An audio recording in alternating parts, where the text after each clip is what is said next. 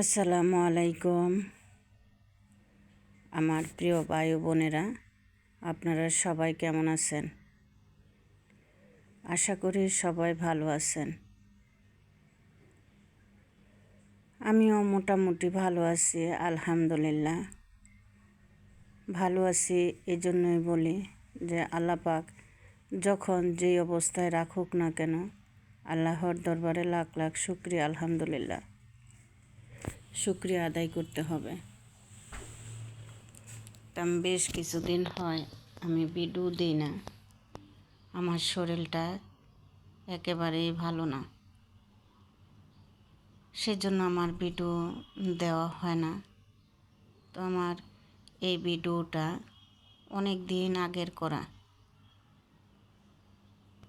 তাই ভাবলাম যে প্রায় এক সপ্তাহ হয়ে গেছে ভিডিও দিই না, আজকে একটু ভিডিওটা দিই। তো সকালে নাস্তা খাওয়ার পরে যে ঝাড়ু আনছে, দেখেন ঝাড়ু থেকে অনেক ফুল পড়ে, মানে ঘরটা ঝাড়ু দিলেও ময়লা হয়ে যায়।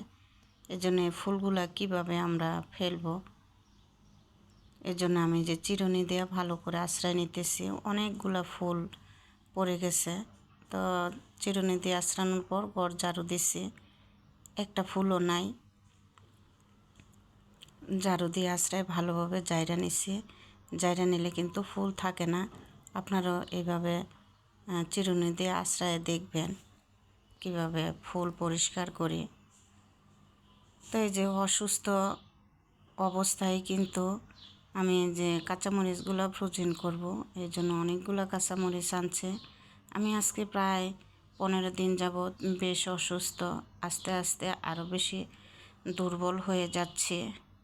তো এইখানে যে আমার হাজব্যান্ডও পয়সা দিতেছে, যেহেতু 2 কেজি মরিচ একা তো ভাজা সম্ভব না। তো আমি আরও অনেক কিছুই ফ্রোজেন করছি, টমেটোর সস দিছি, বানাইছি। এগুলো কিন্তু আমি কিছুই ভিডিও করতে পারি নাই,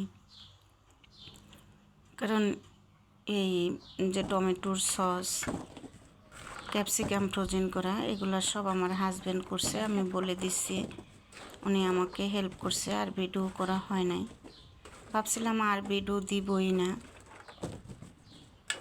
তারপরে আমার অনেক ভালোবাসার মানুষ আছে, তারা আমাকে ফোন দিয়ে দিয়ে বলে যে ভিডিও দেন।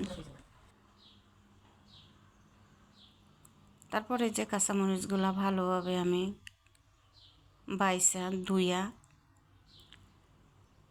পরে এগুলো শুকাইয়া কাইটা নিছি। কাইটা এখন আমি ডিপ ফ্রিজে রেখে দিব। এইভাবে যখন মরিচগুলো শক্ত হয়ে যাবে তখন কেটে বক্সে ভরে রাখবো। আর এই যে এটা বেসনের জন্য আমি অনেক আগে থেকেই প্রস্তুতি নিতেছি। তো এই বেসনের মধ্যে সব রকমের ডাউল দিলাম, মুগ ডাউল, মাসকলাইর ডাউল, খেসারি ডাউল, মসুরি ডাউল, যত ডাউল আছে সব দিলাম। আর হাফ কেজি পোলার চাউল দিছি। এতে করে বেসনটা অনেক সুস্বাদু হবে, মসমসে হবে কিছু ভাজলে। আমি সবসময় এভাবে ভেজে নিই।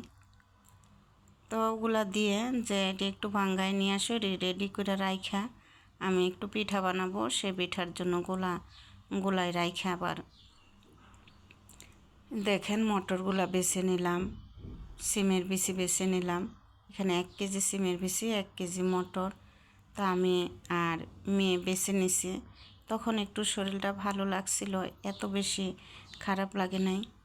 আমি যখন বয়স দিতেছি তখন কিন্তু শরীরের অবস্থাটা আরও বেশি খারাপ। এমনি খাওয়া দাওয়া করতে পারি, গোসল করতে পারি, ডাক্তার বলছে একদম বেড রেস্টে, শুধু বাথরুমে যেতে পারবো, আর কিছুই করতে পারবো না।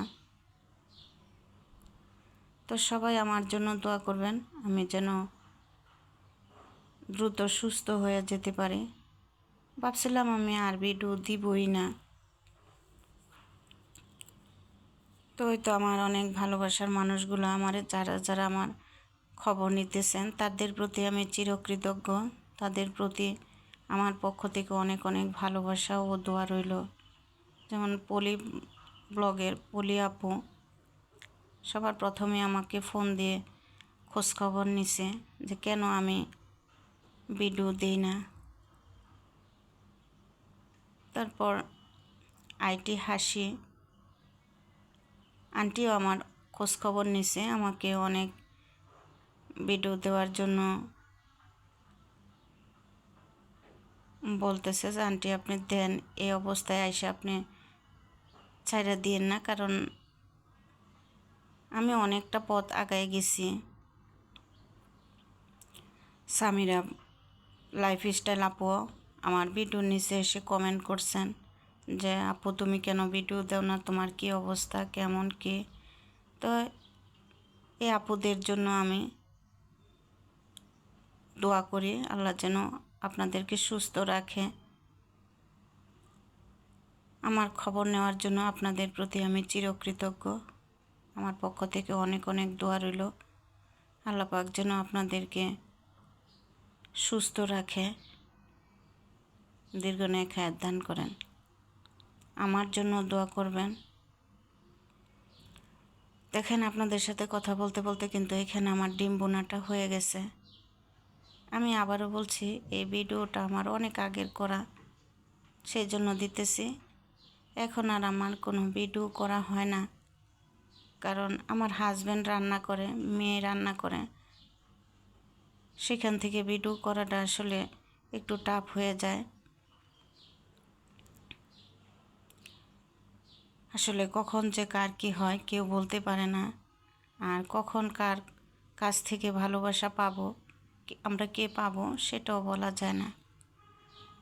আপনি যদি কখনো কার উপকার করেন, সে আপনাকে উপকার না করলেও দেখবেন কোনো না কোনো উপায়ে আল্লাহ পাক আপনার উপর কাউকে না কাউকে পাঠিয়ে দিবে আপনার বিপদের সময়, আপনার পাশে দাঁড়ানোর জন্য। এই তো ডিম বোনার পর আমি ইলিশ মাছ ভেজে নিলাম, আর আগের একটু শুটকি বোনা ছিল সেটা গরম করে নিছি। এখন আমি কাঁচামরিচ দিয়ে আজকে ফুলকপিটা রান্না করব। তো ডাক্তার বলছিল যে কাঁচামরিচ দিয়ে তরকারি খাইতে, যেহেতু আমার গ্যাস পরিমাণ বেশি, কিন্তু কাঁচামরিচ দিয়া ইলিশ মাছ দিয়ে রান্না করছি। তরকারিটা কিন্তু খুব টেস্ট হয়েছিল, কিন্তু কালারের জন্য আমার এই তরকারিটা কেউ খায় নাই, মানে দেখতে ভালো লাগে না। আমার হাজব্যান্ডও কিন্তু কালার না হলে খেতে চায় না। আর মেয়েরা তো মানে কি বলবো, ওরা তো কালার দেখেই বলে যে না এই তরকারি খাবো না, খাইলই না। তারপর আমি আর আমার হাজব্যান্ড খেয়ে শেষ করলাম। তো কাঁচামরিচ দিয়ে তরকারি খাইলে কিন্তু খুব উপকার। তারপরে এই যে দেখেন এগুলো বাঙ্গায় নিয়ে আসছে, এগুলো খুলে রাখতেছে, সাথে আবার বেলও নিয়ে আসছে। তো আমি কিন্তু সব সময় এভাবে বেল ফ্রোজিং করে রাখি, যেহেতু আমার দুইটা ফ্রিজ বড় বড়। ডিপ ফ্রিজটা কিন্তু বেশ বড়, নর্মাল ফ্রিজটাও কিন্তু অনেক বড়। তো এই জন্য আমি বেল ফ্রোজেন করে রাখি আগে থেকে, কারণ রমজান মাসে এই বেলগুলা 50 টাকা করে আনছে, রমজান মাসে এগুলা 70 টাকা 80 টাকা হয়ে যাবে। তো আমি ডিপ ফ্রিজে রেখে দিই, পরে প্রতিদিন 2টা করে বের করে খাই। এর আগেও কিন্তু আনা হয়েছে, আর এই ভিডিওর পরেও কিন্তু আরও বেল আনা হয়েছে, সেগুলো আর ভিডিও করা হয় নাই। তো পাইলে আরও নিয়ে আসবে, কারণ আমার 1 মাসে 60টা বেল লাগে। তো এই 60টা বেলে কিন্তু আমি ফ্রোজেন করে রাখবো। তো আপনারা এভাবে বেলগুলা ফ্রোজেন করে রাখা খেয়ে দেখবেন। আর রোজার মাসে তো তেমন সবজি খাওয়া হয় না, যেহেতু রোজার মাস, সবজি না খাইলে দেখা যায় অনেক রকমের শরীরের সমস্যা হয়। তো শরবতটা পরিমাণে বেশি খেতে হয়, তো সাথে ভুসি থাকবে। আমি কিন্তু সারা বছরই এইভাবে টুকটুক করে মানে ফ্রোজেন করে রাখি রোজার জন্য। রোজার অনেক আগে থেকেই কিন্তু আমি প্রস্তুতি নিই, কারণ আমরা মধ্যবিত্ত, আমাদের এত টাকা নাই যে আমরা 50 টাকার জিনিস 80 টাকায় 100 টাকায় কিনে খাবো। তো এই জন্য ফ্রোজেন করে রাখি, ফ্রোজেন করে করে তারপরে আমি আস্তে আস্তে এগুলা বের করে খাই। তো আমার এই বেল সংরক্ষণটা কার কার কাছে ভালো লাগছে আপনারা কমেন্টে জানাবেন। তো পিঠাগুলো আমার হাজব্যান্ড বানাই নিতেছে। তো ভাবছিলাম ভিডিও আর দিব না, তো এখন আবার ভিডিওটা দিলাম। জানি না পরবর্তীতে আরও ভিডিও আসবে কি না। তো আজকের মতো এখানেই বিদায় নিলাম। সবাই ভালো থাকবেন, সুস্থ থাকবেন, নিজের প্রতি খেয়াল রাখবেন, নিজেকে ভালোবাসবেন। আর আমার জন্য সবাই দোয়া করবেন, আমি যেন দ্রুত সুস্থ হয়ে যাই। আসসালামু আলাইকুম।